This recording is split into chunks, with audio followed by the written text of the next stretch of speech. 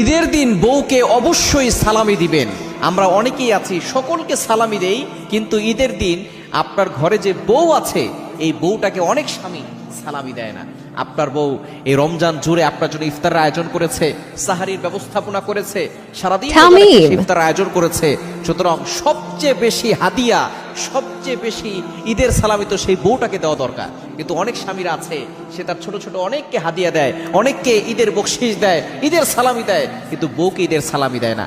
আপনার বউ আপনার সব কিছু কন্ট্রোল করছে, অর্থাৎ আপনার ঘরটাকে সুন্দর করে পরিষ্কার পরিচ্ছন্ন রাখছে, আপনার জামা কাপড় ধুয়ে দিচ্ছে, আপনার জন্য খাবারের আয়োজন করছে। শুধু তাই নয়, আপনার সন্তানদেরকে লালন পালন করছে। আপনার জন্য এই সারাটা রমজান জুড়ে রোজা রেখে, তিনিও রোজা রেখে আপনার জন্য খাবারের আয়োজন করেছে, সারিতে আপনার জন্য ব্যবস্থাপনা করেছে।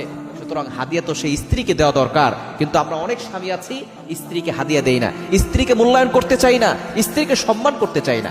আপনি যদি একটা কাজের লোক ঘরে রাখতেন, তাহলে সে আপনার এই জামা কাপড় ধুয়ে দেওয়ার জন্য, ঘরটাকে পরিষ্কার পরিচ্ছন্ন রাখার জন্য, সন্তানকে লালন পালন করার জন্য আপনি তাকে মাসে একটা হাদিয়া তাকে দিতেন, একটা সম্মানী তাকে দিতেন, একটা বেতন তাকে দিতেন। কিন্তু আমরা বউকে দিয়ে কত ধরনের কাজ করাই এবং সারাদিন পরে এসে সেই বউটার সাথে কত খারাপ ব্যবহার করি, বাজে আচরণ করি। খবর দেন, কখনো করবেন না। আদর্শ স্বামী তো সে যে বউকে শান্তিতে রাখে। এই বউটার জন্য মাঝে মধ্যে গিফট নিয়ে যাবে। সে যেটা খেতে পছন্দ করে, আইসক্রিম খেতে পছন্দ করে, আইসক্রিম নিয়ে যাবে। ফুচকা খেতে পছন্দ করে, ফুচকা নিয়ে যাবেন। ঈদের সময় আসলে সবচেয়ে দামি গিফটটা আপনার বউকে দিবে।